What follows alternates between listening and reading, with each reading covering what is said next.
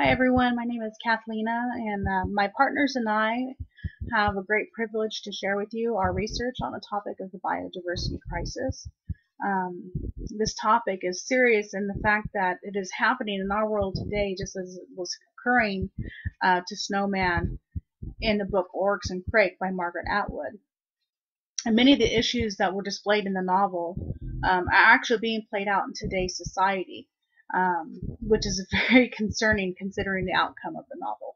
So today I want to cover the topic of the biodiversity crisis and the economic effects of that.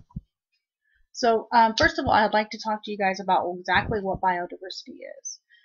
Biodiversity is a collective variety of species and the ecosystems that sustain them. This includes the more simplest organisms to the more complex, such as humans. It basically incorporates all living things that inhabit the earth today. Why is it important? Biodiversity is very important in every aspect of our lives. It provides so many different services to us that many people take for granted. Some examples of those are filtration of the air that we breathe, the great forests and plants. They process the CO2 into air which we breathe. So that's a very important service that without the plants and trees, I don't know what would we do. Also, small organisms break down waste, which purify our water and stuff like that. So that's very important for our survival as well. There are many different food supplies that come from biodiversity. Our agriculture, our fish, our animals, all of these are provided to us through biodiversity. So it's very important. It's a very important role that they play. Also, medicines. Not a lot of people know that a lot of our medicines that we have nowadays, for example, aspirin, they all came from formulas from a natural source. Those formulas were taken and then synthesized by the pharmaceutical companies into this multi-billion-dollar corporation that they have now. But without biodiversity, those formulas never would have come into play. So that's a very important role that many people don't know about. Also, another important role that people don't know about is the recreational purposes. You think about tourism and tropical areas, and they want to go and see all the different animals and stuff. That's all biodiversity, and the money that comes in from that is very important to those people who live in those areas. So, what is the value of biodiversity? There are two ways to measure the value of biodiversity and its services. One way is spiritually, which is basically respect for life and the concept of divine creation. Another way is economically. That's basically a tangible dollar amount that people can calculate on the services that biodiversity provides.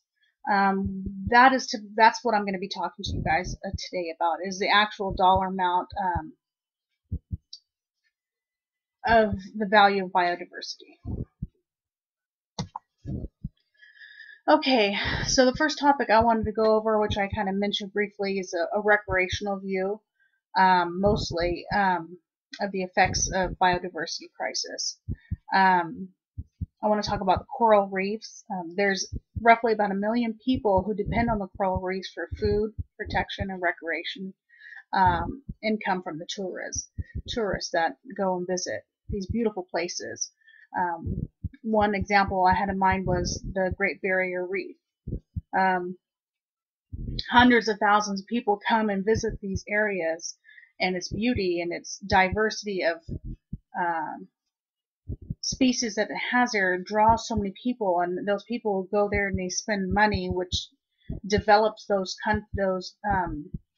communities. So the loss of the coral reef, it would affect the fish, which are a major food supply for those local areas that I was talking about.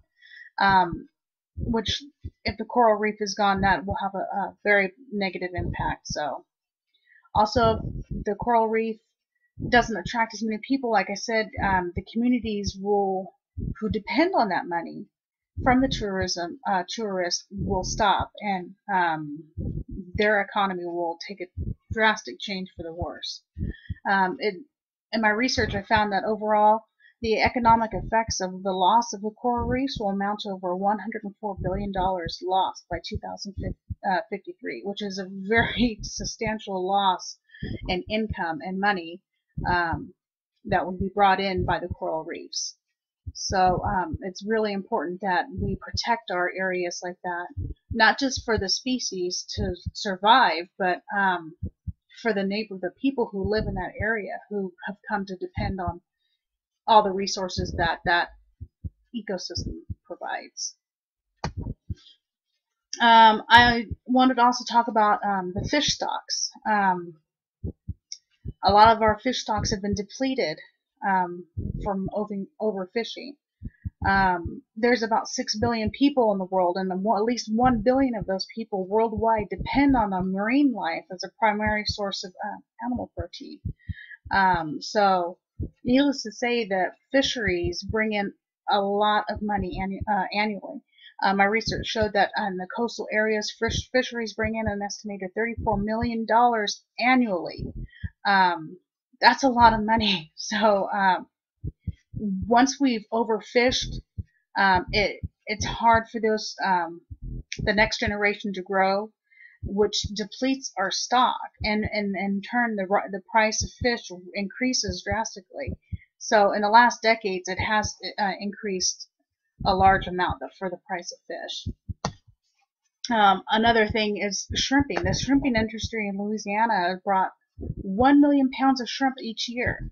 That's like $1 billion annually. So we're talking about a lot of money. And so if we overfish those areas to the point where we can't meet for the demand, those prices will go up. And then also those